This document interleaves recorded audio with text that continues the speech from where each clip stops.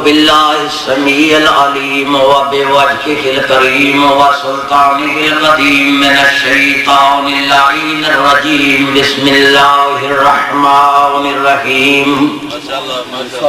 قال يا إبليس ما منعك أن تسجد لما خلقت بيدي استكبرت أم كنت من العالين. سربت قال الله تعالى في شان حبيبه إن الله وملائكته يصلون على النبي يا أيها الذين آمنوا صلوا عليه وسلموا تسليما. اللهم صل على محمد وآل محمد. رب اشرح لي صدري ويسر لي أمري واحلل عقدة من لساني يفقهوا قولي. اللهم ربي زدني علما. صلوات پڑھیں.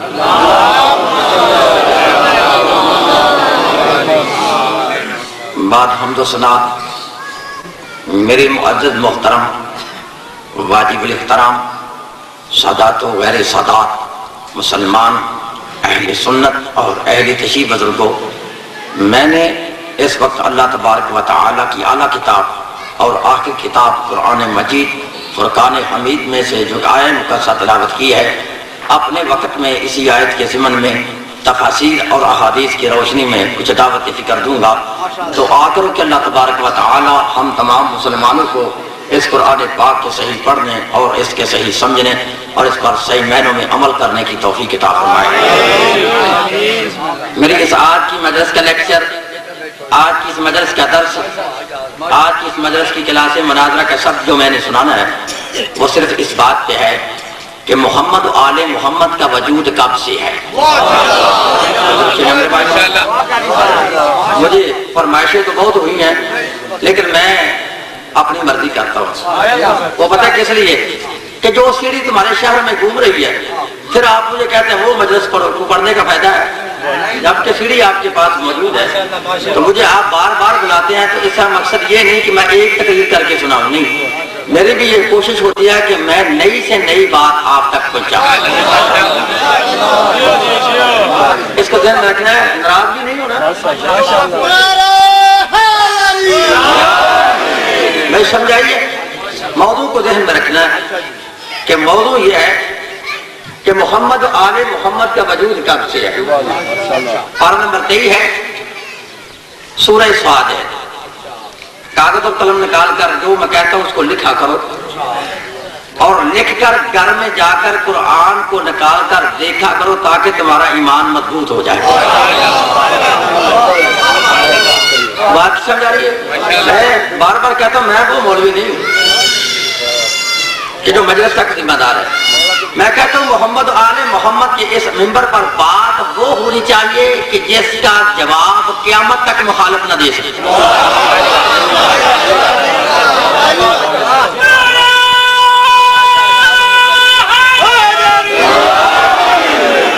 بس آپ مجھے کچھ کہنے دیں، جہاں جگہ ملتی ہے بیٹھ جاؤ. میں یہ برداشت نہیں کرتا کہ بندہ ادھر دیکھے یا ادھر چلے، یہ مجلس کا اصول نہیں ہے. تمہیں آج تک یہی نہیں سمجھ آئی کہ اس مجلس میں محمد و آل محمد خود تشریف لاتے ہیں اور تمہاری بے حرمتی دیکھے پھر ان کو کیا ہوگا.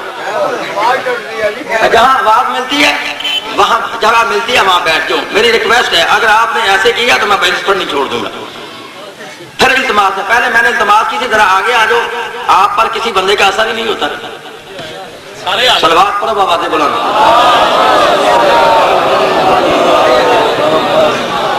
میں سمجھا رہی ہے یہ کیونکہ عبادت یہ ایسی ہے کہ یہ عبادت شام کو تمہاری عبادت یہ امام زمانہ کے ظہور پہنچے.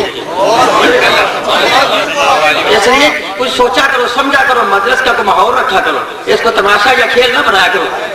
میں اپنی ماؤں بہنوں سے ریکویسٹ کر رہا ہوں کہ اتنا اہتمام کیا ہے، کس لیے کیا ہے؟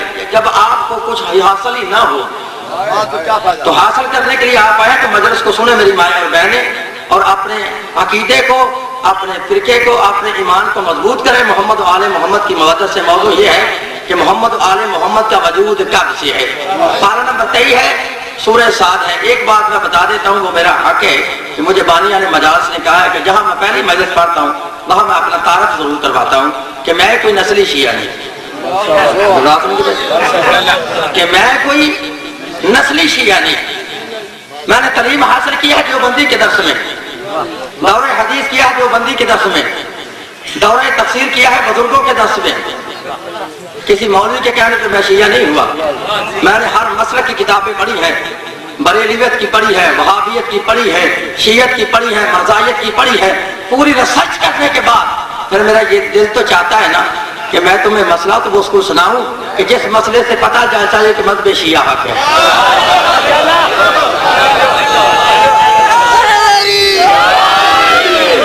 ٹھیک ہے، میری بات کو سمجھا رہی ہے؟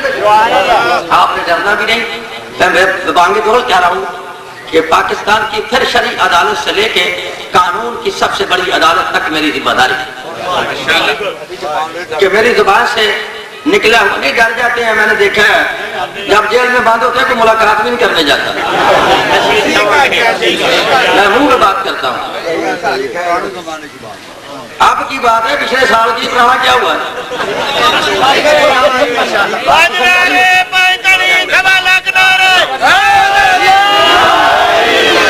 میں سمجھا رہی پارہ نمبر 23 سورہ صفات آواز خالق آ رہی ہے کہ قال یا ابلیس ما منعک ان اسجد لما خلقت بیدی۔ صلوات پڑھیے بابا دے در بھی صلوات پڑھیے بابا دے۔ میں سمجھائیے میری بات کی۔ پارہ نمبر 23 سورہ صاد آواز خالق آ رہی ہے قال یا ابلیس ما منعک ان تسجد لما خلقت بیدی۔ تمام مکاتب فقہ کے علماء کی میری ترجموں کی ذمہ داری ہے۔ اگر کوئی مائی کلال کہے آیت کا ترجمہ غلط کیا ہے، میری عدالت میری سزا وہ ہے جو سر عام ایک چور کی ہوتی ہے۔ اگر ہے ترجمہ صحیح تو جو بندہ ترجمہ سمجھ گیا اسے محمد و آل محمد کے وجود کی سمجھ آئے گی کہ آل محمد کا وجود کب سے ہے۔ توجہ رکھیے گا میرے بھائی۔ آواز خالق آ رہی ہے کہ قال یا ابلیس ما منعک ان تسجد۔ اے ابلیس تجھے کس چیز نے منع کیا کہ تو نے اسے سجدہ نہ کیا؟ خلقت بیدی کہ جس کو میں نے اپنے دونوں ہاتھوں سے بنایا۔ ترجمہ کر دیتا ہوں، آواز خالق آ رہی ہے کہ قال یا ابلیس ما منعک ان تسجد۔ اے ابلیس تجھے کس چیز نے منع کیا کہ تو نے اسے سجدہ نہ کیا؟ خلقت بیدی کہ جس آدم کو میں نے اپنے دونوں ہاتھوں سے بنایا ہے۔ استکبرت کیا تو نے تکبر کیا ہے؟ ام کنت من العالین یا کہ تو عالین والوں سے ہے۔ توجہ رکھیے کہ بھائیو میں نہیں سمجھا سکا، کوشش کرتا ہوں آسان کر دو، آسان کر کے سمجھا دیتا ہوں۔ لفظ عالین عربی کا لفظ ہے، اس کا معنی ہے بلند مرتبہ والے۔ توجہ رکھیے کہ میرے بھائی اب میں نہیں کہہ رہا، کہہ رہا ہے قرآن کہ اللہ کہہ رہا ہے کیا؟ صلوات پڑھو بابا دے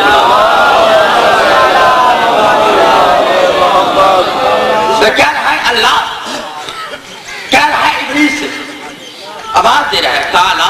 پھر ترجمہ کرتے ہو کالا یا ابلیس ہو ما منعک تجھے کس چیز نے منع کیا کہ تو نے اسے سجدہ نہ کیا کہ جس آدم کو میں نے اپنے دونوں ہاتھوں سے بنایا ہے۔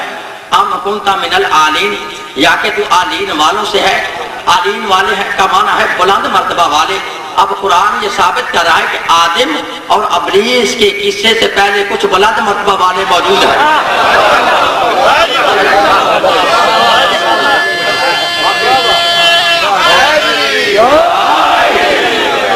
میں بات کی سمجھا رہی ہے؟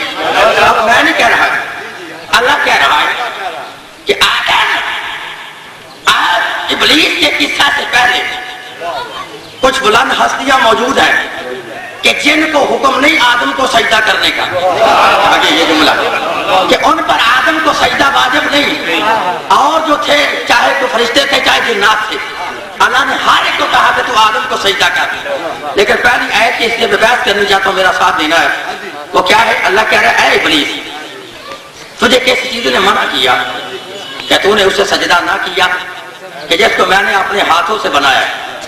اب علماء کا یہ فیصلہ ہے کہ اللہ وجود نہیں رکھتا.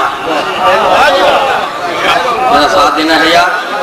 میرے دل یہ چاہ رہا ہے کہ میں ایک انوکھی مجلس پڑھ کے جا رہا ہوں یہاں اس مقام پہ کہ یہ مجلس اگر تمہاری ساری زندگی بھی دین سے نکل گئی تو میں نے دروازہ دفعہ کے سر کو جھکایا نہیں. اب ساتھ تم نے دینا ہے. اللہ کہہ رہا ہے کہ جس کو میں نے اپنے ہاتھوں سے بنایا ہے. اب علماء کا متفقہ فیصلہ ہے کہ اللہ وجود نہیں رکھتا, لیکن یہاں وہ کہہ رہا ہے میرے ہاتھ بھی ہیں. توجہ رکھیے گا میرے بھائی, میرے ہاتھ ہیں. اچھا اور آیت قرآن سے پڑھ دیتا ہوں. یہاں کہا کہ اللہ نے میں نے اپنے ہاتھوں سے بنایا, ثابت ہوا اللہ کے ہاتھ ہیں. اب سورۃ الرحمن ہے, آواز خالق آتی ہے کل من علیہا فان ویبقا وجہ ربک ذو الجلال والاکرام. اللہ کہہ رہا ہر چیز فنا ہو جائے گی, باقی رہے گا کیا؟ تیرے اللہ کا چہرہ. یہ میں نہیں کہہ رہا, اللہ کا چہرہ باقی رہے گا. ہاتھ بھی ثابت ہو گئے میرے بھائیو, ہاتھ بھی قرآن سے ثابت کی اللہ کے. اور پھر اللہ کہہ رہا ہے کہ ہر چیز فنا ہو جائے گی, باقی صرف اللہ کا چہرہ رہے گا. اگر ایسے نہیں ترجمہ سمجھے گا آسان کر دے تو اللہ کہہ رہا ہر چیز فنا ہو جائے گی, باقی صرف وجہ اللہ رہے گا.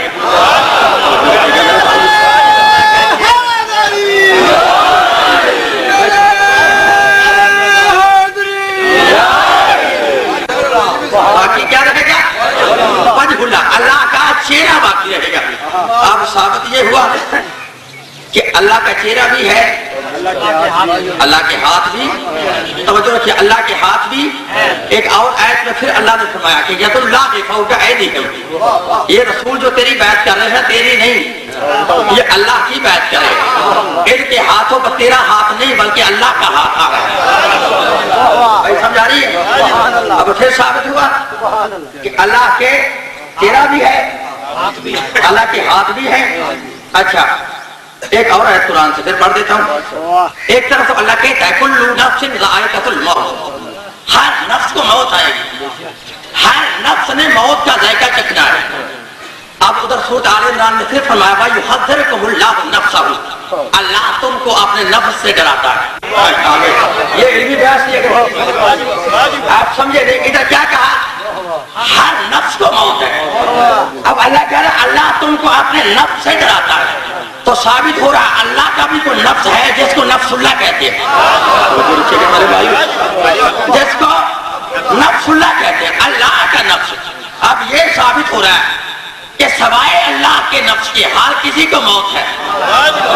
بھئی اللہ کے نفس کو تو موت نہیں, اللہ کی جان کو موت نہیں ہو سکتی. موضوع ذرا طویل ہے, علمی ہے, اس پر اشرف محرم چاہیے کم از کم سمجھانے کے لیے. بہرحال آپ میرا ساتھ دیں. اب ثابت ہوا اللہ کی جان بھی ہے, اللہ کا جان بھی ہے, اللہ کے ہاتھ بھی ہیں, اللہ کا چہرہ بھی ہے. اب میرے بھائیوں نے باب و تفسیر صحیح بخاری میں یہ جملہ لکھا, اب لفظ سمجھنے ہیں. چہرہ بھی ثابت, ہاتھ بھی ثابت, ٹھیک ہے, جان بھی ثابت.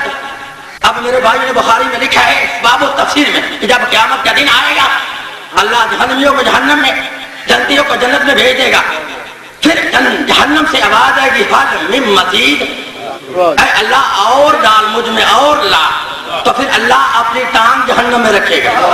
توجہ رکھے گا میرے بھائیو, اللہ اپنی ٹانگ جہنم میں رکھے گا. بس جن مولویوں کا اللہ بھی جہنم سے نہیں بچ سکا تو مولوی خود کیسے بچ جائے گا؟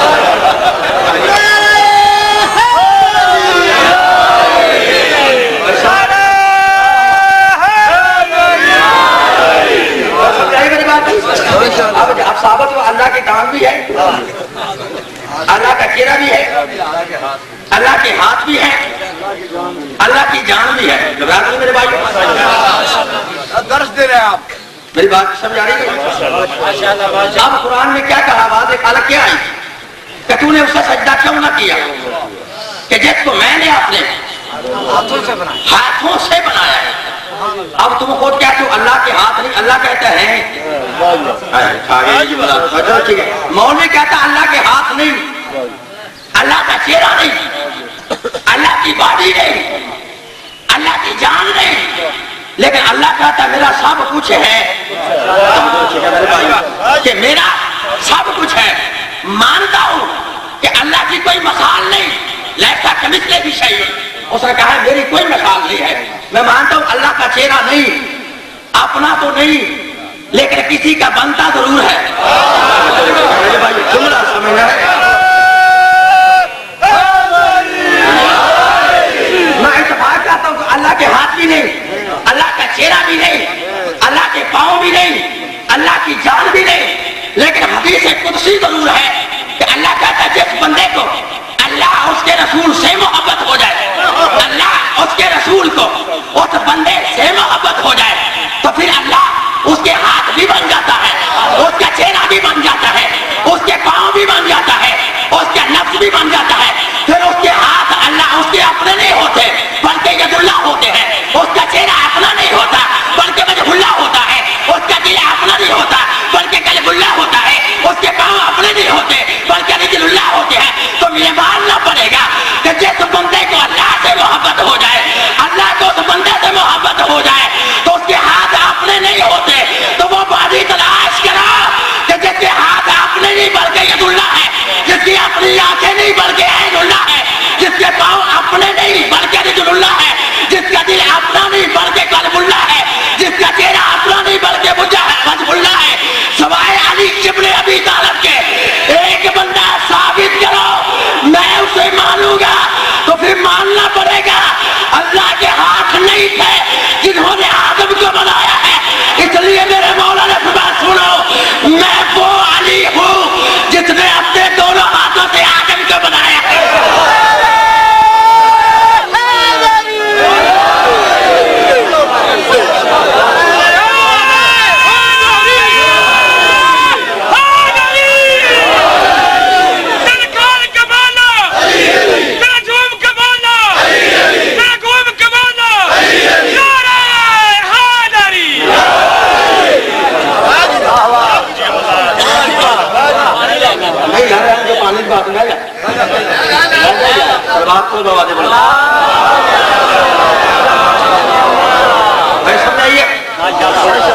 پھر ماننا پڑے گا کوئی ذات تو ہے کہ جس نے آدم کو بنایا تھا.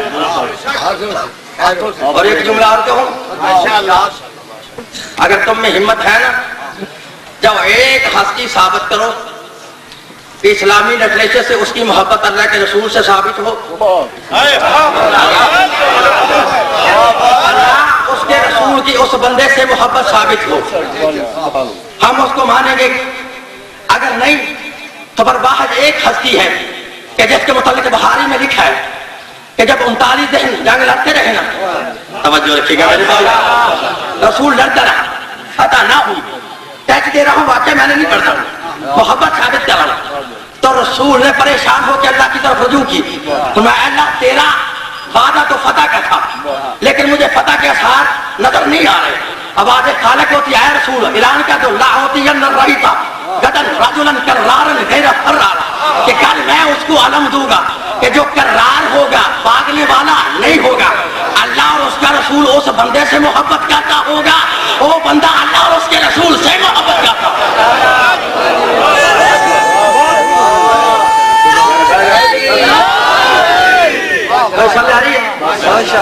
ایک بندہ ثابت کرو تو جیسے بندے کی محبت ثابت ہوگی اللہ اس کے ہاتھ بنتا ہے, اللہ اس کا چہرہ بنتا ہے, اللہ اس کا پاؤں بنتا ہے, اللہ اس کا دل بنتا ہے. اب آدھے کال کیا آ رہی ہے, اب ہاتھ سے تو پتہ چل گیا کہ میرے مولا حیدر کرار کا یہ فرمان ہے کہ میں علی کی طرف دیکھوں, میں علی وہ علی ہوں جس نے اپنے ہاتھوں سے آدم کا خمیر گوندا ہے. توجہ رکھیے گا میرے بھائی, میں نے اپنے ہاتھوں سے آدم کو بنایا ہے. اب ہے اگلا حصہ, ام کنت من العالی, کیا تو نے تکبر کی وجہ سے آدم کو سجدہ نہیں کیا یا کہ تو ان سے ہے. توجہ رکھیے گا میرے بھائی, تو نے تکبر کی وجہ سے آدم کو سجدہ نہیں کیا کہ یا تو ان سے ہے کہ جو آدم سے بھی بلند ہے. توجہ رکھیے گا, آدم سے بلند ہے. سمجھاؤ, اب قرآن سے دیکھتے ہیں. اب قرآن یہ تو ضرور ثابت کرتا ہے کہ آدم سے پہلے کچھ بلند ہستیاں موجود ہیں. توجہ رکھیے گا میرے بھائیو. اب دیکھ رہے ہیں یہ ہستیاں ہیں کون, اور قرآن کو پڑھو, سورہ بقرہ ہے آواز خالق آتی ہے وَإِذْ قَالَ رَبُّكَ لِلْمَلَائِكَةِ إِنِّي جَاعِلٌ فِي الْأَرْضِ خلیفہ. یاد کرو اس وقت کو کہ جب تیرے رب نے فرشتوں سے یہ کہا تھا میں زمین پر ایک اپنا خلیفہ بنانے والا ہوں. یہ لفظ یاد بھی رہا کو ثابت کر رہا ہے, یاد بھی ثابت کر رہا ہے. یاد کرو اس وقت کو جب تیرے رب نے فرشتوں سے کہا تھا میں زمین پر اپنا خلیفہ بنانے والا ہوں. پھر دوسری آیت قرآن سے پڑھو آل عمران سے, آواز خالق ہے وَإِذْ أَخَذَ اللَّهُ مِيثَاقَ النَّبِيِّينَ لَمَا آتَيْتُكُم مِّن كِتَابٍ وَحِكْمَةٍ. اے میرے نبی یاد کرو اس وقت کو کہ جب ہم نے عالم ارواح میں تیری نبوت اور رسالت کا وعدہ تمام نبیوں سے لیا. لفظ سمجھنے اللہ کہتا ہے یاد کرو اس وقت کو جب تیرے رب نے فرشتوں سے کہا تھا میں زمین پر اپنا ایک خلیفہ بنانے والا ہوں. پھر فرمایا یاد کرو اس وقت کو جب ہم نے تیری نبوت اور رسالت کا وعدہ عالمی ارواح کے اندر تمام نبیوں سے لیا. اب علماء کے سر پہ قرآن رکھ کے پوچھو یہ یاد کسے کروایا جاتا ہے؟ یاد کسے کروایا جاتا ہے؟ میں سمجھا دیتا ہوں. دیکھیے میں آپ کے سامنے مجلس پڑھ رہا ہوں, جب مجلس پڑھنے کے بعد میں سیال کوٹ چلا جاؤں آپ میں سے کوئی بندہ مجھے مل جائے میں اسے پہچان نہ سکوں, وہ کہے گا مولوی صاحب یاد کرو اس وقت کو جب تم فلاں تک میں مجلس پڑھ رہے تھے, مجلس پڑھ رہے تھے میں سن رہا تھا آپ پڑھ رہے تھے تو ثابت ہو رہا ہے پڑھنے والا بھی موجود سننے والا بھی موجود. میرے بھائیو پڑھنے والا بھی موجود سننے والا بھی موجود. ویسے ہی اللہ کہہ رہا ہے یاد کرو اس وقت کو کہ جب ہم نے فرشتوں سے کہا کہ میں زمین پر ایک خلیفہ بنانے والا ہوں. یہ یاد اسے کروایا جاتا ہے جس کے سامنے کوئی واقعہ ہو.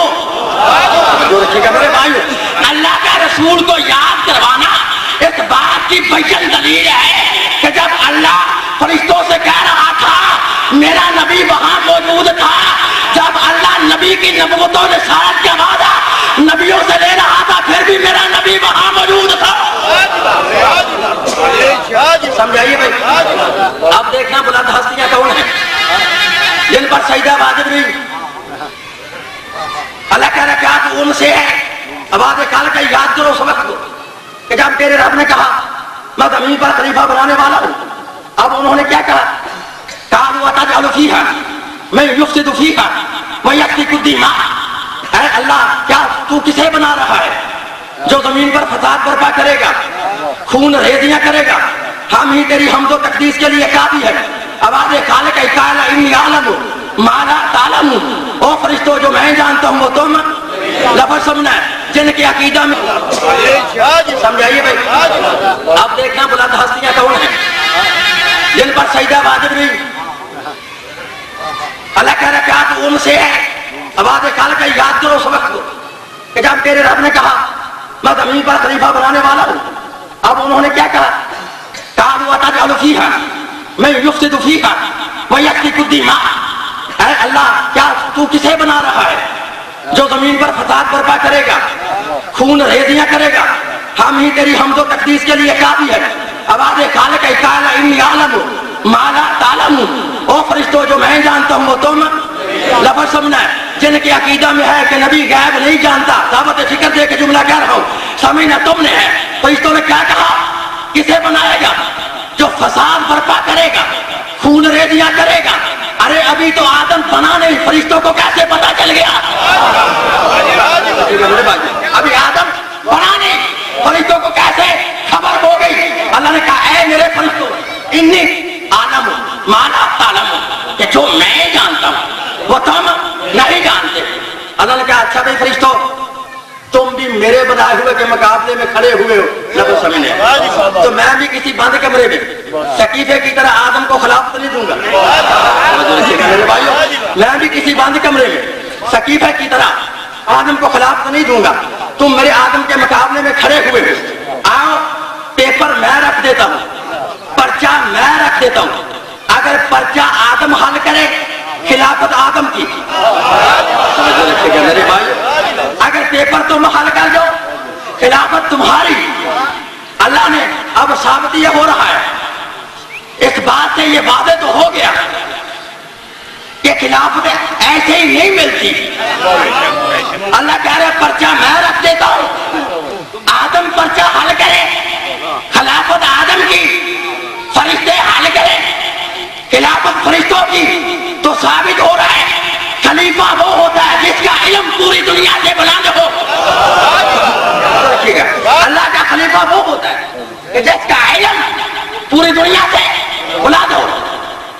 قرآن کہتا ہے اللہ نے آواز دی، پیپر رکھا، فرشتوں سے کہا فرشتوں بتاؤ یہ نام کس کے ہیں؟ یہ جملہ سمجھنا ہے، بتاؤ یہ نام کس کے ہیں؟ ان کنتم صادقین، اگر تم سچے ہو، توجہ رکھیے گا میرے بھائیو، تو بتاؤ یہ نام کس کے ہیں؟ جب اللہ نے کہا بتاؤ یہ نام کس کے ہیں، تو فرشتے کہتے ہیں قالوا سبحانک لا علم لنا الا ما علمتنا، اے اللہ تو پاک ہے ہم نہیں جانتے۔ توجہ رکھیے گا میرے بھائیو، ہم نہیں جانتے۔ پھر کہہ رہے ہیں بلایا نہیں، کہتے ہم بلایا، میں نے دروازہ زہرا پہ سر کو جھکایا نہیں ہے، میری طرف دیکھ لیں۔ فرشتے کہتے ہیں ہم نہیں جانتے۔ آواز خالق ہے اے آدم، فقال یا آدم انبئونی، اے آدم تو بتا یہ نام کس کے ہے؟ توجہ رکھیے گا میرے بھائی، یہ نام کس کے ہے؟ جملہ سمجھنا، یہ نام کس کے ہے؟ لکھا آدم نے عرش مولا کی طرف دیکھا، پوری ذمہ داری ہے۔ اگر تمہاری کتابوں میں یہ فرمان رسول اللہ ہو تو مجھے دنیا کی جس عدالت میں دل چاہے بلاؤ، بلا کے سرے عام پھانسی پہ لٹکاؤ۔ کتاب کا نام ہے ہدیۃ المہدی، لکھنے والا ہے علامہ وحید السمان اہل حدیث۔ دوسری کتاب ہے معارج النبوت، لکھنے والا ہے ملا معین الدین کاشفی اہل سنت۔ تیسری کتاب ہے تفسیر در منصور، لکھنے والا ہے 9ویں اور 10ویں صدی کے مجدد محدث مفسر مورخ، 460 کتابوں کے مصنف علامہ جلال الدین سیوطی۔ ان تینوں کتابوں میں لکھا ہے کہ آدم نے عرش مولا کی طرف دیکھا تو آدم کو 10 نام نظر آئے، 5 ایک طرف سے، 5 دوسری طرف سے۔ جملہ سمجھنا ہے، آدم نے پڑھنا شروع کیا، ایک طرف سے پڑھتا اللہم انت محمود وہذا محمد۔ توجہ رکھیے گا میرے بھائیو، اللہم انت محمود وہذا محمد، اللہم انت عالم هذا علی بن ابی طالب، اللہم انت فاطر السماوات هي فاطمة الزہرا سلام اللہ علیہ، اللہم انت محسن هذا حسن علیہ السلام، اللہم انت قدیم الانسان هذا حسین علیہ السلام۔ لکھا ہے آدم نے فرشتوں کو 5 تن کا تعارف کرایا تو تیری سمجھ میں نہیں آتا، اور جب تک آدم نے فرشتوں کو 5 تن کا تعارف نہیں کروایا، اللہ نے آدم کو خلافت نہیں دی، تجھے 5 تن کے بغیر جنت کیسے مل جائے گی؟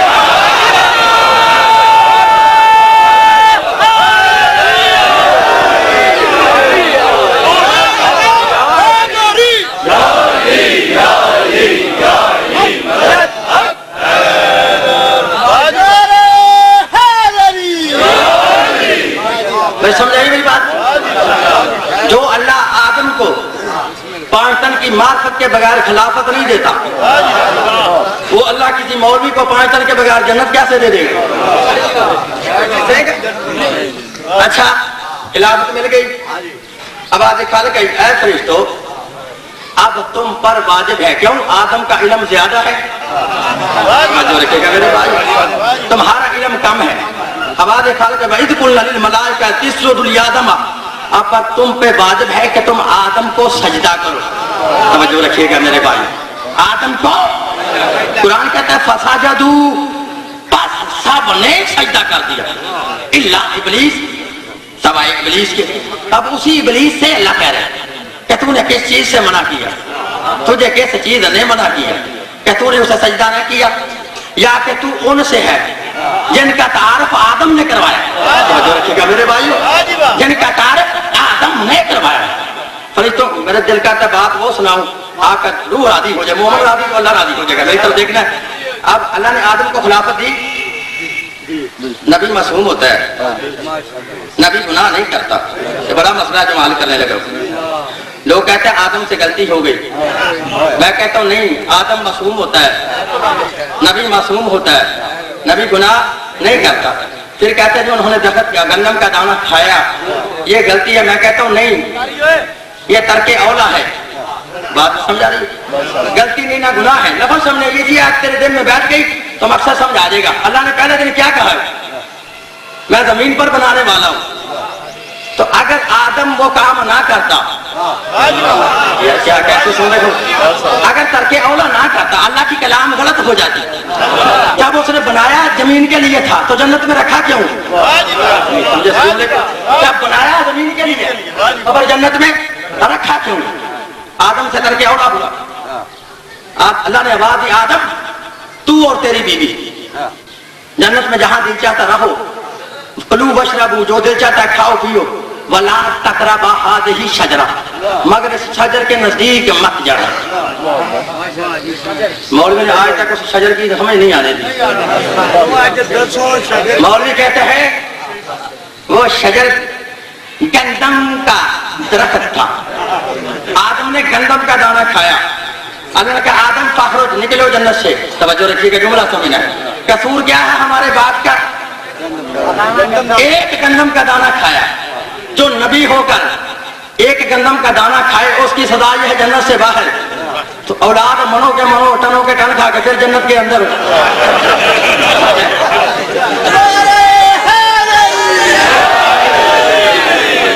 آدم نے تو ایک دانہ کھایا باہر جنت گئی. اولاد ساری دنیا کی گندم کھا کے پھر کہتی ہے ہم نے جنت میں جانا ہے. یہ ناممکن بات ہے. نہیں، افسوس یہ کہ مولویوں نے اس شجر کی سمجھ نہیں آنے دی. سمجھاؤں گا بات پر بابا بلا.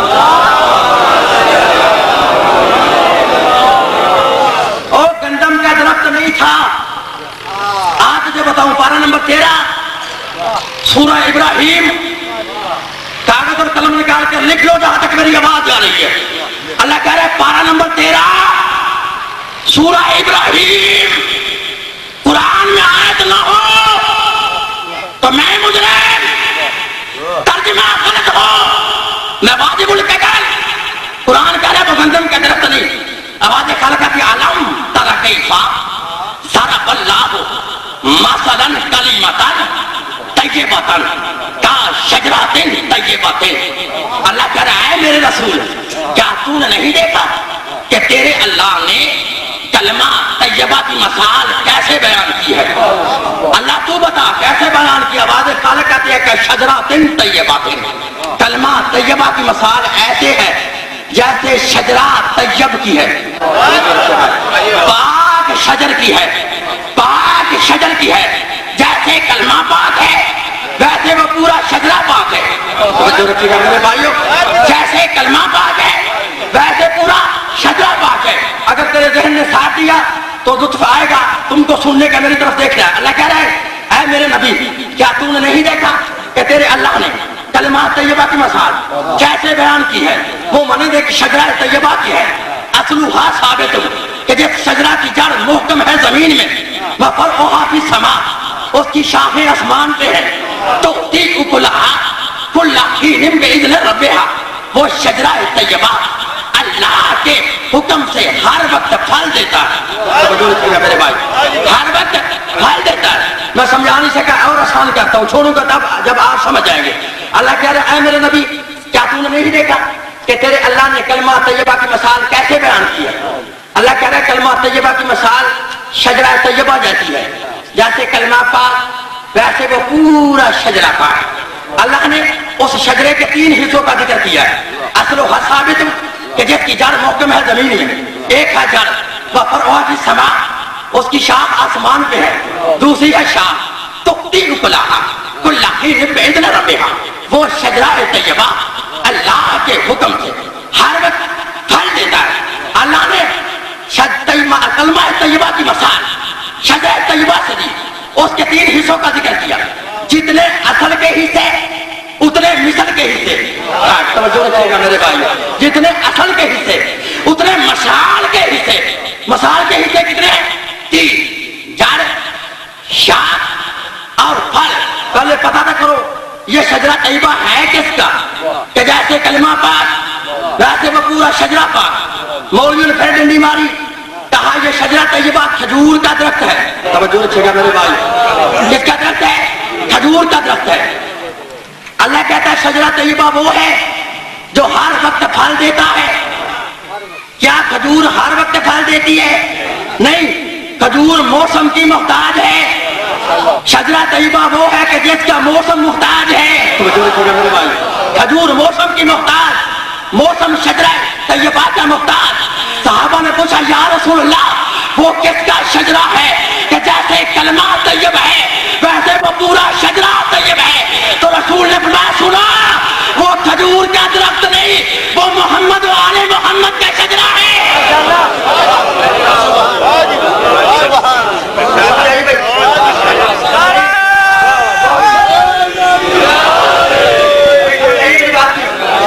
اللہ نے شجرہ کے کتنے حصوں کا ذکر کیا؟ جڑ, شاخ اور پھل. پھر سنو, جڑ, شاخ اور پھل. قاضی اشرف علی تھانوی قرآن کے حاشیے پہ لکھتا ہے کہ جو بندہ لا الہ الا اللہ پڑھتا ہے وہ شجرہ طیبہ کی جڑ کا اقرار کرتا ہے. جملہ سمجھا کہ جو بندہ لا الہ الا اللہ پڑھتا ہے وہ شجرہ طیبہ کی جڑ کا اقرار کرتا ہے. جو بندہ محمد رسول اللہ پڑھتا ہے وہ شجرہ طیبہ کی شاخ کا اقرار کرتا ہے. اگر آیت جڑ اور شاخ تک رہتی تو کلمہ بھی جڑ اور شاخ تک رہتا. آگے اللہ فرماتا وہ شجرہ طیبہ اللہ کے حکم سے پھل ہر وقت پھل دیتا ہے. تم نے لا الہ الا اللہ پڑھ کے شجرہ طیبہ کی جڑ کا اقرار کیا, محمد رسول اللہ پڑھ کر شجرہ طیبہ کی شاخ کا اقرار کیا. سر پہ قرآن رکھ کے جواب دو, تمہیں پھل سے کیا عداوت ہے؟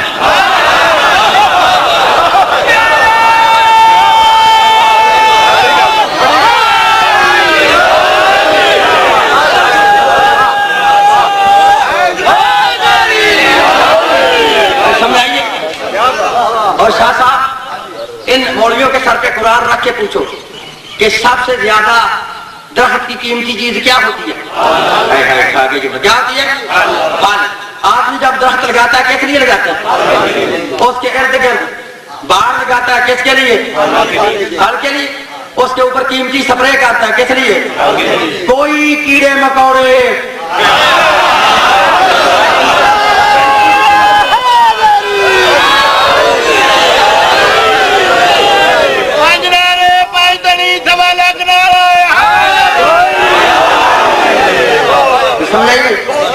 کوئی کیڑے مکوڑے پھل پہ حملہ نہ کریں, اور جو کریں وہ ہمیشہ کے لیے جہنم میں جلیں.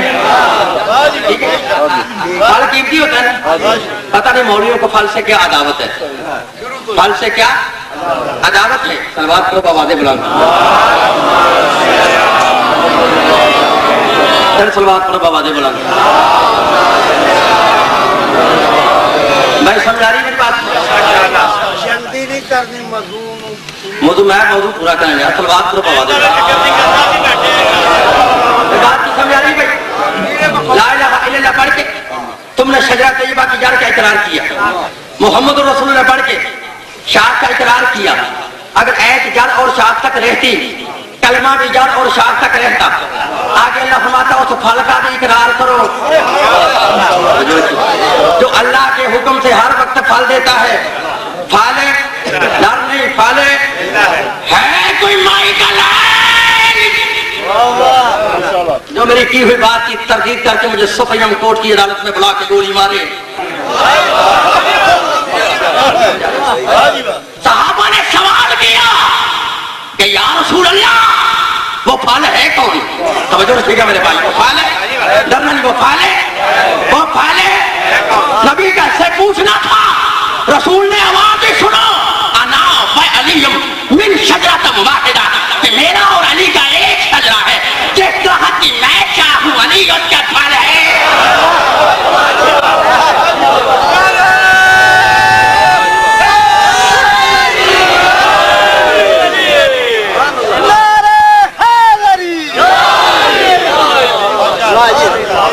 ابھی شجرے کی سمجھ نہیں آئی؟ آئیے نا سمجھ. اللہ نے آدم سے کہا تھا آدم نے شجرہ کے قریب نہ جانا. وہ شجرہ گندم کا نہیں تھا, محمد و آل محمد کا شجرہ تھا. میرے بھائیو کیسے سمجھاؤں کس کا شجرہ تھا؟ اگر آپ یہاں نہیں نہ سمجھے میں اور آسان کر دیتا ہوں. کتاب کا نام ہے مارج نبوت. آؤ تجھے بتاؤں کہ آدم سے ہوا کیا تھا. یہ بات ہے مقصد کی بیان کرنے کا. آدم سے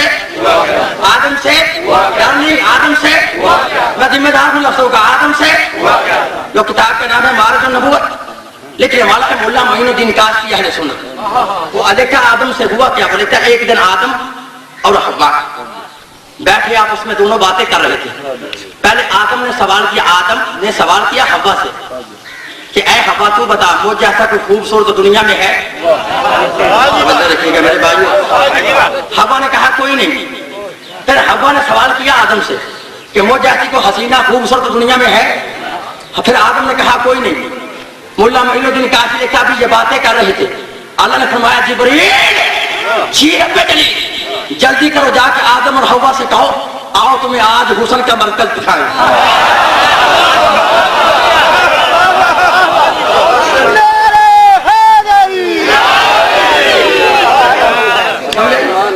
آدم اور حوا سے کہو آؤ آج ہم تمہیں حسن کا ڈر نہیں حسن کا. جبریل نے آدم کو پکڑا اور جنت العدن کے دروازے پہ آئے. جب جنت کے اندر پہنچے نا دیکھا کیا ہے، ایک بی بی ہے جس کے سر پر سبز رنگ کا نور بکھر رہا. صلوات پڑھو بابا. اس بی بی کے سر پہ ایک تاج ہے، تاج کے اوپر 11 ستارے ہیں. اس بی بی کے کانوں میں 2 گوشوارے ہیں. بی بی کے گلے میں ایک قیمتی ہار ہے. جب آدم نے اپنا قدم اندر رکھا نا جنت کے، جبریل کہتا آدم اپنے سر کو نیچے رکھنا.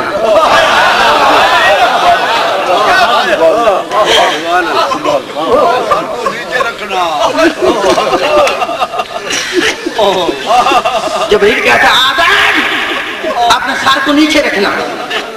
اب سوال کہتا ہے جبریل یہ بی بی کون ہے؟ جب اس نے کہا نا یہ بی بی کون ہے، اب جبریل کہتا آدم یہ خاتم الانبیاء کی اکلوتی بیٹی ہے، اکلوتی بیٹی ہے.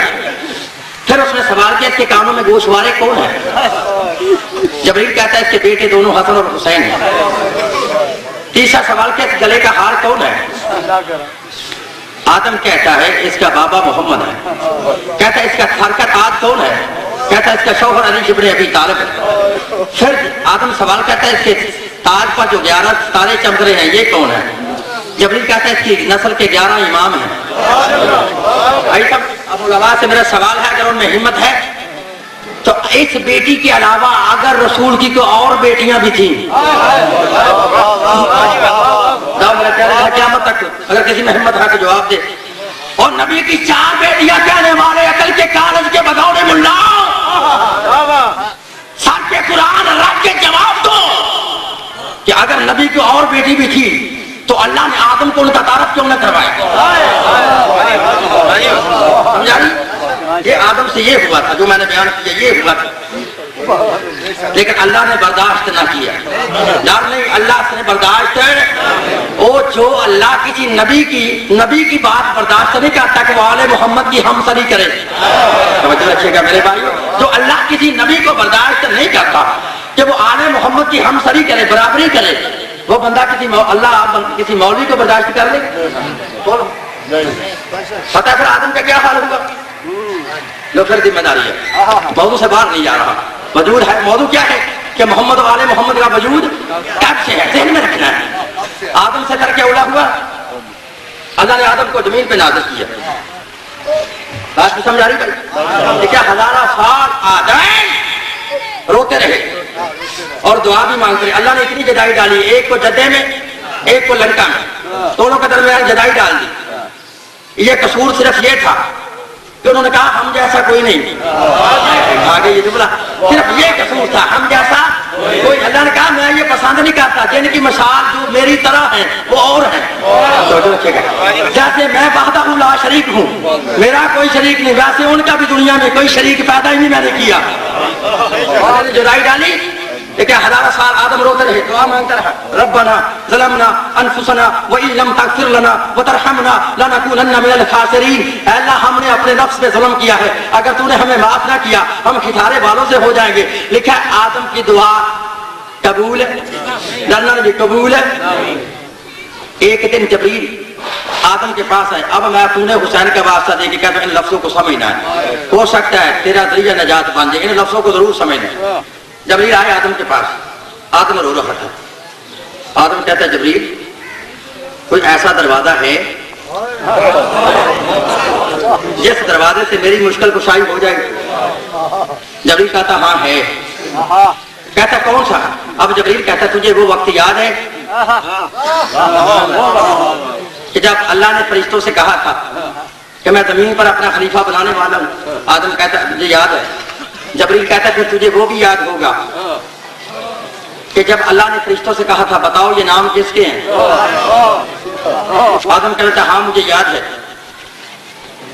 جبریل کہتا آدم پھر تجھے علم ہے نا فرشتوں کو ناموں کو اسماء کے متعلق پتہ نہیں چلا تھا؟ ہاں مجھے پتہ ہے. جبریل کہتا آدم پھر تو نے جو نام بتائے تھے تجھے یاد ہے؟ آدم کہتا ہاں مجھے یاد ہے. جبریل کہتا آدم تم اپنے توبہ کے انداز کو بدلو، توبہ کے انداز کو بدلو. جب تک تو ان ناموں کا واسطہ نہیں دے گا تیری مشکل حل نہیں ہو سکتی. تو پھر تجھے سمجھنا چاہیے جب ہمارے ڈیڈی آدم کی پائتل کے بغیر مشکل حل نہیں ہوئی تو اولاد کی پائتل کے بغیر مشکل حل کیسے ہو جائے؟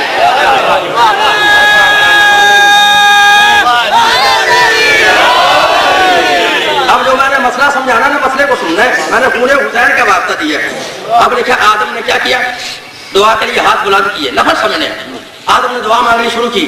اللہم انت محمود بحق محمد، اللہم انت اعلیٰ بحق علی، اللہم انت فاطر السماوات بحق فاطمۃ الزہرا، اللہم انت موصل بحق حسن، اللہم انت قدیم الانسان بحق امام حسین علیہ الصلوۃ والسلام. ربنا ظلمنا انفسنا وان لم تغفر لنا وترحمنا لنکونن من الخاسرین.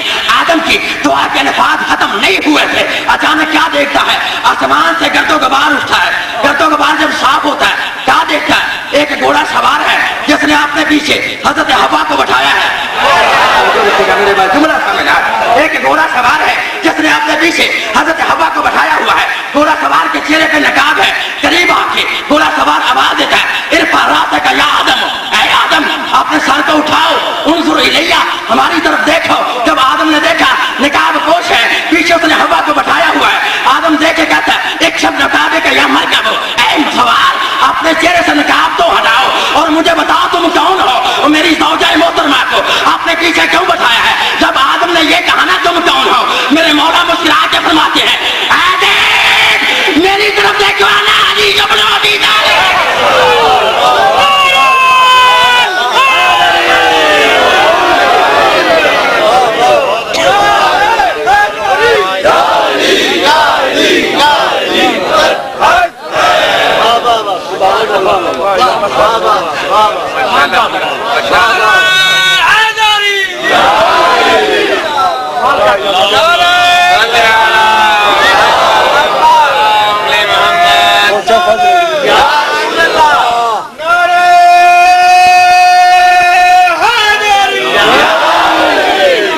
سمجھائیے میرے مولا مسکرا کے فرماتے آدم جب تم نے میری امامت کا واسطہ خدا کو دیا، اللہ نے آواز دی ہے یا علی جاؤ، اب وقت آ گیا ہے آدم کی مشکل کشائی کر کے آؤ. سمجھائیے موضوع دین میں ہے تو محمد والے محمد کب سے ہیں؟ وہ تب سے ہیں جب کب بھی نہ تھا. بات کی سمجھائی بھائی؟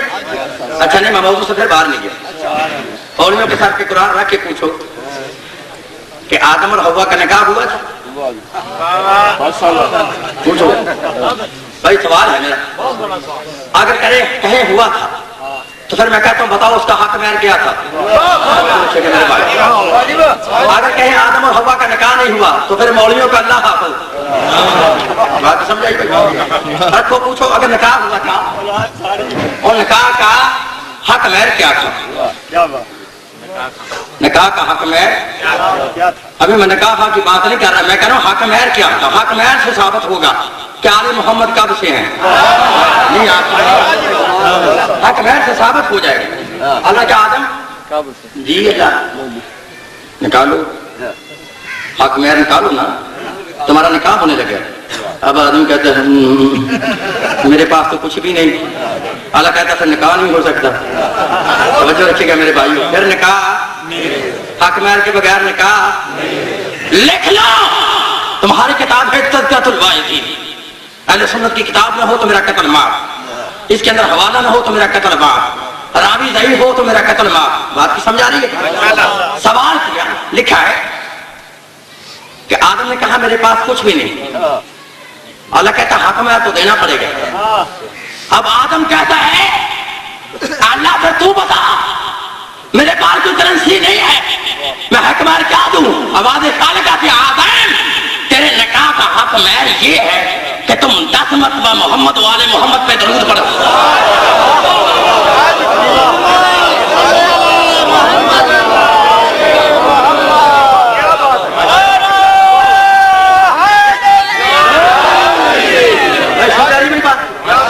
آدم نے کہا محمد والے محمد پہ 10 مرتبہ درود پڑھو. تو ایک جملہ میں پھر دے رہا ہوں پوری ذمہ داری سے. بھائی اگر آدم نے درود تم جیسا پڑھا ہو, آدم تمہارا, کیا سمجھاؤں؟ اگر آدم نے درود تمہارے والا پڑھا ہو, آدم تمہارے والا. اگر آدم نے درود شیعوں والا پڑھا ہو تو پھر آدم شیعہ, پھر آدم آدم. اگر آدم نے پڑھا ہو کما صلیت علی ابراہیم تو میں مجرم. بات سمجھا رہی؟ اگر آدم نے درود اتنا پڑھا ہو اللہم صلی علی محمد و آل محمد, اب تجھے ماننا پڑے گا اگر محمد و آل محمد تھے ہی نہیں تو درود کس پہ؟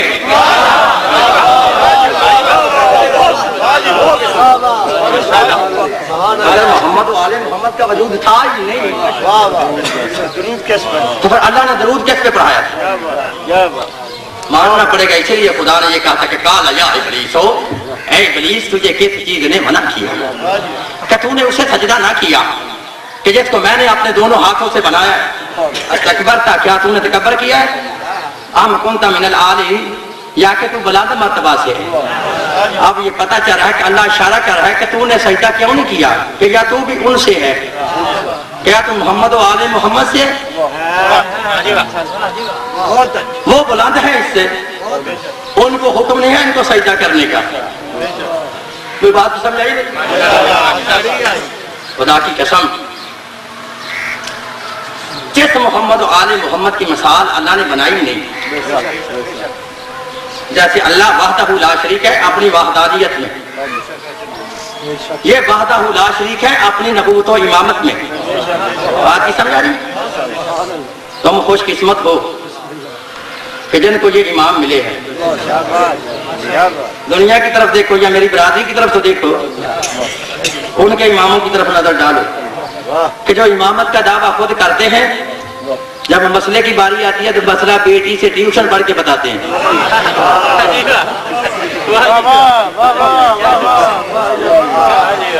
جاؤ میرا چیلنج ہے, ہمارے کسی ایک امام کا کوئی واقعہ پیش کر دو کہ میرے کسی ایک امام نے کسی بندے سے مسئلہ پوچھا ہو. ٹھیک ہے, تمہارے تو پہلے نہیں پوچھا ہے, جب سمجھنے ہیں بڑا مسئلہ حل کرنے لگا. تمہارے تو پہلے نے پوچھا ہے, تمہارے پہلے نے پوچھا نہیں. صحیح بخاری کے اندر باب الجنائز میں پوچھا ہے, اے میری بیٹی تو بتا نبی کو کتنے کپڑوں میں کفن دیا گیا تھا؟ کیسا مسئلہ تھا, کیسے میں سمجھاؤں شاہ آپ سمجھے نہیں, جملہ کھا کے میں کھانے نہیں دوں گا, میری طرف دیکھنا ہے. یہ پہلی کا باپ پوچھ رہا ہے, ماں کا باپ پوچھ رہا ہے, میرے بھائیوں کا پہلا امام پوچھ رہا ہے اپنی بیٹی سے نبی کو کتنے کپڑوں میں کفن دیا گیا تھا. ارے اس بات کی بیان دلیل ہے کہ پوچھ اس لیے رہا ہے کہ جنازہ رسول میں شامل نہیں تھا.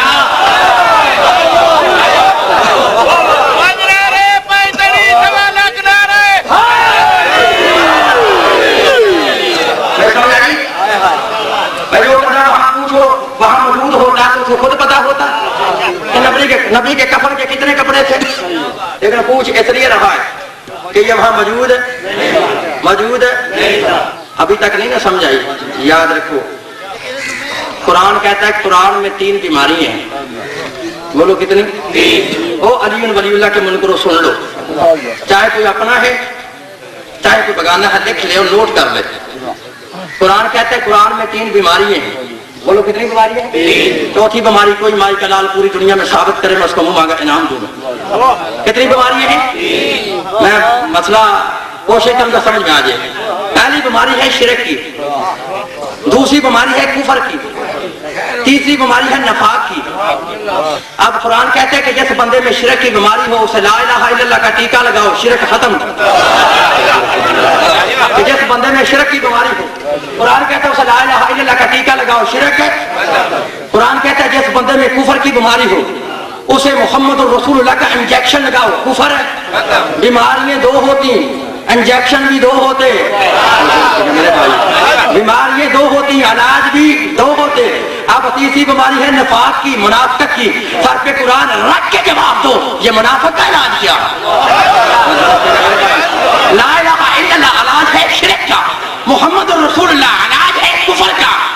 بیماریاں دو ہوتی, علاج دو ہوتے. تیسری بیماری ہے نفاق کی, اور قرآن کہتا ہے کہ سب سے زیادہ خطرناک بیماری ہے, سب سے زیادہ خطرناک بیماری ہے. اس کی مثال ایسے ہے جیسے طوطے کی ہوتی ہے. طوطا سمجھ, طوطا وہ ہوتا ہے جب باغ میں بیٹھا ہوتا ہے نا تو اس کا پتہ نہیں چلتا, چپکے چپکے سے نقصان کرتا ہے. کیوں؟ کہ اس کا رنگ وہ ہوتا ہے جو باغ کا ہوتا ہے. اس کا رنگ وہ ہوتا ہے جو باغ کا ہوتا ہے.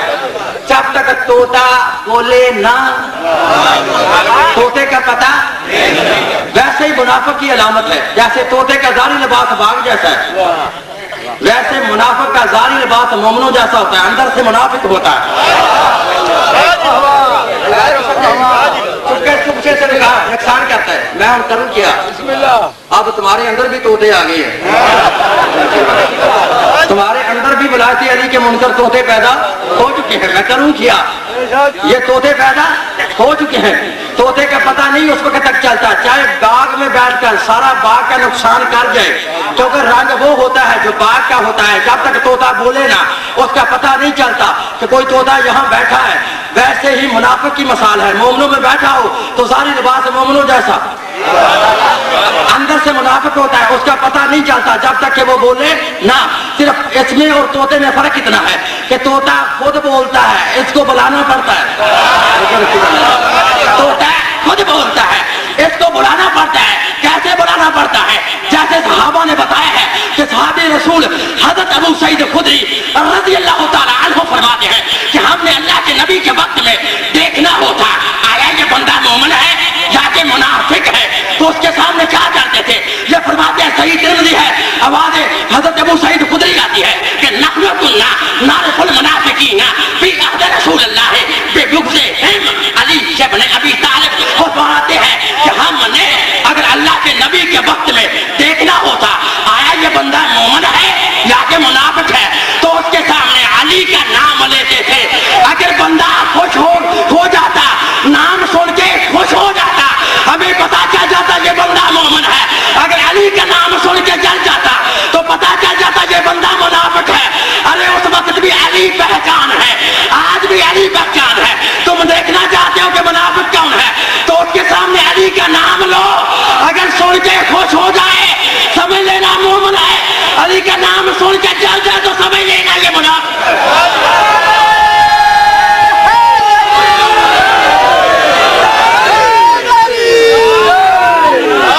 ایک بھی مارا کم تھا تمہیں نہیں مارے.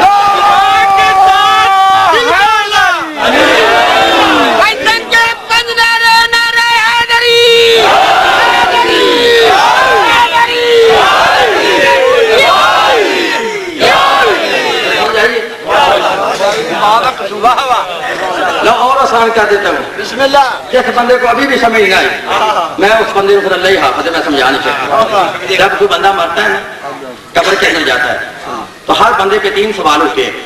کتنے؟ بات تینوں کی جاری ہے. کتنے سوال ہوتے ہیں؟ 3. پہلا سوال ہوتا ہے من ربوں کا, بتا مرنے والے تیرا. اگر پہلے کا جواب دے تو پھر دوسرا سوال, جو بندہ اللہ ہی نہیں بتا سکا نبی کیا بتائے گا؟ بات تو سمجھ آ رہی؟ وہاں رشوت نہیں چلے گی. رشوت فرشتے پوچھیں گے بتا تیرا رب کون ہے. اگر وہ اس کا جواب دے تو پھر دوسرا سوال. اگر رب نہیں بتا سکا, اللہ فرشتوں سے کہتا فرشتوں اس کی پیشانی پہ لکھ دو ھذا رجل مشرک, کہ یہ بندہ مشرک ہے. توجہ رکھیے گا میرے بھائی, لکھ دو یہ بندہ. اگر اللہ کا بتا گیا ہے, اللہ کہتا ہے اس سے پوچھو کہ من رسولوں کا بتا مرنے والے تیرا. اللہ کا بتا گیا ہے, رسول کا نہیں بتا سکا. میرے بھائیو, اللہ بتا گیا ہے, کہے ربی اللہ, میرا رب اللہ ہے. تو دوسرا سوال ہے رسول کا. اگر اللہ بتا گیا ہے, دوسرا سوال ہوا بتا تیرا رسول کون ہے. اگر اس کا جواب دے جائے تو پھر ہے تیسرا سوال.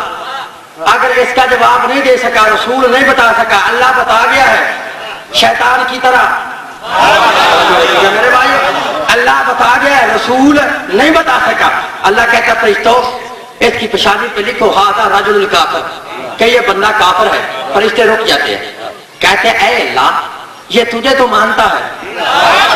میرے بھائی, یہ تجھے تو, پھر یہ کافر کیوں, پھر یہ کافر کیوں. اللہ آواز دیتا ہے بے شک یہ مجھے مانتا ہے, لکھو اس کی پیشانی پہ یہ کافر ہے. کیوں؟ کہ یہ منکر ہے میرے رسول کا. یہ منکر ہے میرے, ڈر نہیں, یہ منکر ہے میرے رسول کا. دوسرا اگر رسول بتا جائے, اللہ بھی بتائے کہے ربی اللہ, میرا رب اللہ ہے, اور رسول بھی بتائے کہ میرا رب, میرا رسول محمد مصطفیٰ ہے, تو پھر تیسرا سوال ہوگا. یہ میں اپنی طرف سے نہیں کہہ رہا, میرے بھائیوں کی بڑی ذمہ دار کتاب ہے میزان الاعتدال, علامہ زیبی نے اس کو لکھا. اسماء اور رجال کی کتاب ہے, رجال کا شیعت میں صحابہ کا کریکٹر لکھا ہے. یہ وہ کتاب ہے, اس کتاب کے اندر لکھتا ہے کہ تیسرا سوال ہوتا ہے اس بندے سے جو اللہ بھی بتائے رسول بھی بتائے, یا ایسے سمجھو جو کہے لا الہ الا اللہ محمد رسول اللہ. پھر اس بندے سے سوال ہوتا ہے من اماموں کا, بتا مرنے والے اب تیرا امام کون. توجہ رکھیے گا میرے بھائی, تیرا, اب لفظ سمجھنے والے محنت کیا سمجھانے کے لیے, تیرا ڈر نہیں, تیرا. اگر اللہ بھی بتائے, رسول بھی بتائے, امام بھی بتائے, کہے کہ میرا امام علی ہے, علی سے لے کے مہدی تک بتائے, تو پھر اللہ کہتا ہے فرشتوں اس کی پیشانی پہ لکھو ھذا رجل المؤمن. یہ بندہ, ڈر نہیں, یہ بندہ اگر اللہ بتا گیا ہے, رسول بھی بتا گیا ہے, تب تیسرا سوال ہوگا بھی مشکل, اور اس میں زیادہ لوگ ریسٹ ہو جائیں گے. میرے بھائی, زیادہ لوگوں کو ہاتھ کڑیاں لگیں گی, ریسٹ ہو جائیں گے. اللہ بتا گیا, رسول بھی بتا گیا, امام نہیں بتا سکا. اللہ کہتا فرشتوں لکھو اس کی پیشانی پہ ھذا رجل المنافق, کہ یہ بندہ, میں نے بڑی محنت کی ہے سمجھانے کے لیے, بندہ. اب فرشتے پھر روکتے ہیں, کہتے ہیں اللہ یہ تو تجھے بھی مانتا ہے, تیرے رسول کو بھی مانتا ہے, یہ لا الہ الا اللہ بھی پڑھتا ہے, محمد رسول اللہ بھی پڑھتا ہے, پھر یہ منافق کیوں. توجہ رکھیے گا, بڑا میں نے ذمہ داری لی ہے, پھر یہ منافق کیوں. اللہ کہتا ہے بے شک یہ مجھے بھی مانتا ہے, میرے رسول کو بھی مانتا ہے, لیکن یہ منکر ہے میرے امام کا, یہ منکر ہے میرے. لکھو اس کی پیشانی پہ یہ بندہ منافق ہے. لبکاری صحابت کا پوری زندگی تک چیلنج ہے کہ تم میں ہمت ہے تو میری اس بات کا جواب دے دینا. جب قیامت کا دن آئے گا نا تو 4 قسم کے لوگ اٹھائے جائیں گے. بولو کتنی قسم کے؟ اب دیکھ لینا یہ 4 ہی حق ہیں. جملہ سمجھا, میں اشارہ کر گیا. کتنی قسم کے لوگ اٹھائے جائیں گے؟ 4, جن میں ایک مشرک, دوسرا کافر, تیسرا منافق, چوتھا, اب بچے کو بٹھاؤ یار, چوتھا جن میں ایک مشرک ہے, دوسرا کافر ہے, تیسرا منافق ہے, اور چوتھا.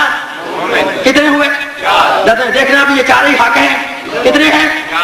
4. پھر کہہ رہا ہوں, جن میں پہلا مشرک, پہلا بھی لعنتی, کیسے میں سمجھاؤں, جن میں پہلا مشرک ہے,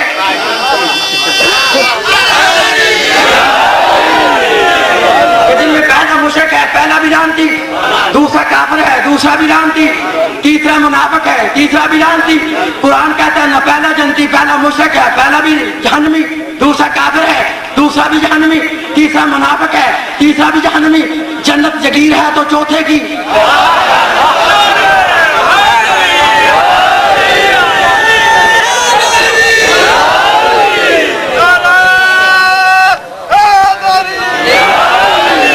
بات کی سمجھ آئی ہے؟ قرآن کہتا ہے پہلا بھی جہنمی, پہلا مشرک ہے. اسے رسول نے خود فرمایا تھا اے فلاں بن فلاں الشرک فیکم اخفی من دبیب النمل, کہ تیرے سینے میں شرک چیونٹی کی چال جلتا ہے. تو پہلا مشرک ہے, پہلا بھی لعنتی, دوسرا کافر ہے جس نے یہ کہا تھا میں جب سے ایمان لایا تھا مجھے کبھی شک نہیں ہوا تھا, آپ رسول نہیں, لیکن آج پاک ہو گیا کہ تو رسول نہیں؟ اللہ کہتا ہے حرام زادے تو مومن ہے ہی نہیں۔ پہلا بھی دوسرا بھی جہنمی، تیسرا بھی جہنمی، جنت جگیر ہے تو چوتھے کی میں نہیں کہتا۔ 10واں پارہ ہے، سورہ توبہ ہے، آواز خالق آتی ہے کہ بعد اللہ کل مومنین والمومنات جنات تجری من تحتها الانہار۔ اللہ فرماتا ہے میں نے جنت کا وعدہ مومن مردوں اور مومنہ عورتوں سے کیا ہے، اور جب تک علی کو نہ مانے بندہ مومن نہیں بنتا، جب تک مومن نہ ہوگا جنت میں جا سکتا ہی نہیں۔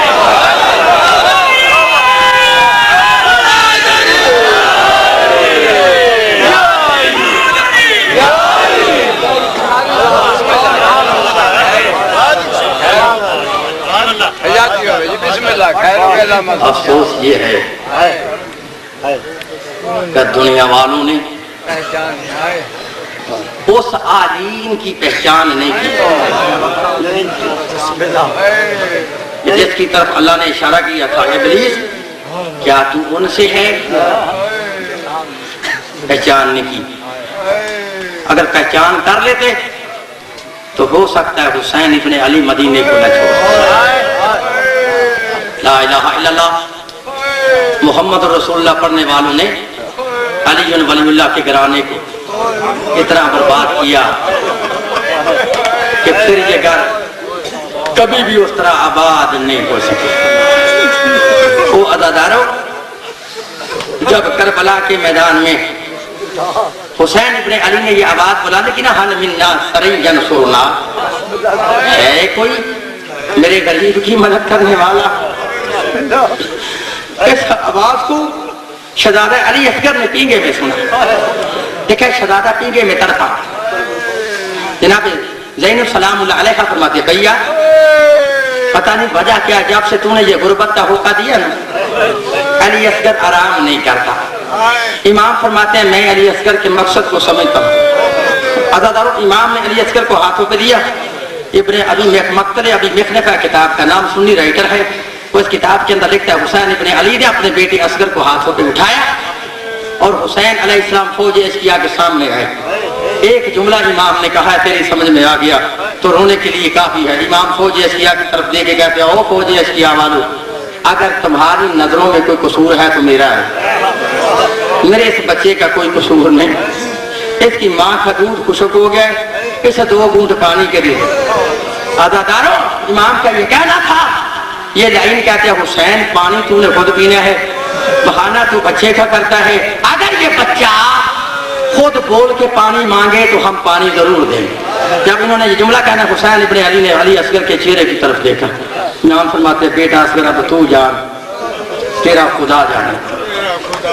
عزاداروں لکھا ہے ادھر شمر آباد تھا، فرمائے جلدی کر بچے کے پانی مانگنے سے پہلے تیر بچے کے حلق پہ لگنا چاہیے۔ عزاداروں اس نے یہ جملہ کہا، ادھر تیر کمان میں رکھا۔ اب طریق کے الفاظ ہے کہ اس نے تیر کو چھوڑا، جب اس نے پہلا تیر چلایا نا اس کا تیر ضائع ہو گیا، اس کا ہاتھ کاپ گیا، پھر دوسرا چلایا پھر کاپ گیا۔ اب شمر کہتا او فرمائی تو میری فوج کا بڑا تیر انداز ہے، تیرا تیر ضائع کیوں ہوتا ہے؟ اب یہ فرمل خود روایت کرتا ہے کہ یار مجھے پتا نہیں چلتا، ادھر جب میں تیر چلانے کا ارادہ کرتا ہوں نا وہ سامنے ایک بی بی ہے کالے لباس والی، ادھر میں تیر چلاتا ہوں آسمان کی طرف دیکھ کے کچھ کہتی ہے میرا ہاتھ کانپ جاتا ہے۔ وہ عزاداروں ادھر فرمل جب تیر چھوڑتا تھا نا ادھر ام رباب آسمان کی طرف دیکھ کے کہتی ہے میرے اللہ تو گواہ رکھنا میں نے اصغر کو جی بھر کے دودھ میں نہیں پڑا۔ عزاداروں اسرائیل نے کیا کیا، تیسرا تیر کمان میں رکھا۔ لکھا ہے تیر کا وزن زیادہ تھا، علی اصغر کا وزن کم تھا، زہر میں بھگا ہوا تیر اس نے کمان میں رکھا، ادھر سے اس نے تیر کو چھوڑا، ادھر تیر چلا، ادھر میرے باپ نے آواز دی اصغر ہوش یار کہیں یہ تیر تیرے بابے کو نہ لگ جائے۔ ادھر سے تیر چلا، ادھر سے شہزادے نے گردن کو اٹھایا، تیر سیدھا گلے پہ لگتا ہوا امام کے بازو میں آیا، علی اصغر کا خون امام کے ہاتھوں پہ آیا۔ امام نے ارادہ کیا کیا، اس خون کو آسمان کی طرف پھینکوں۔ جب آسمان کی طرف دیکھا آسمان کی آواز ہے مولا میرا کوئی قصور نہیں، نہ حق خون کو میری طرف نہ پھینکنا۔ عزاداروں حسین حسین نے زمین کی طرف اشارہ کیا، زمین سے آواز مولا قصور میرا بھی کوئی نہیں، میرے اوپر یہ نہا کے خون نہ ڈالنا۔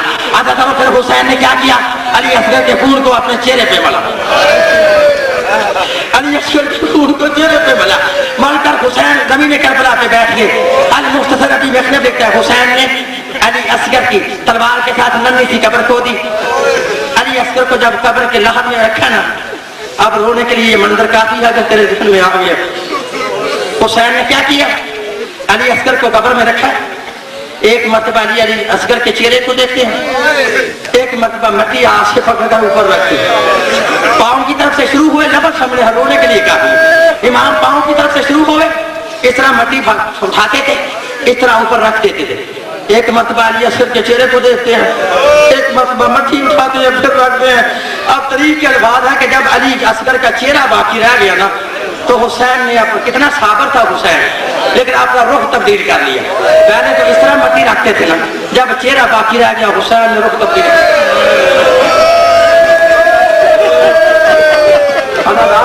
علی اصغر کے قبر کو بند کیا نا۔ ابھی مخلب لکھتا ہے اچانک ایک آدمی ہے جو گھوڑا سوار ہے قریب آتا ہے، حسین علی اصغر کی قبر پہ حسین کھڑا ہے، آ کے پہلا سوال کرتا ہے ہل انت حسین، کیا تو حسین ہے؟ مولا فرماتا نام آنا حسین، ہاں میں حسین ہوں۔ کہتا ہے یقین نہیں آتا کہ تو حسین ہے، میں مدینہ سے آیا ہوں، جناب سورہ کا قاصد ہوں۔ جناب سورہ نے بتایا تھا کہ میرے بابے کے قریب ایک طرف علی اکبر کھڑا ہوگا، ایک طرف عباس کھڑا ہوگا، اگر تو حسین ہے بتا عباس کہاں ہے؟ مولا فرماتا وہ بھی مارا گیا۔ کہتا علی اکبر کہاں ہے؟ مولا فرماتا وہ بھی مارا گیا۔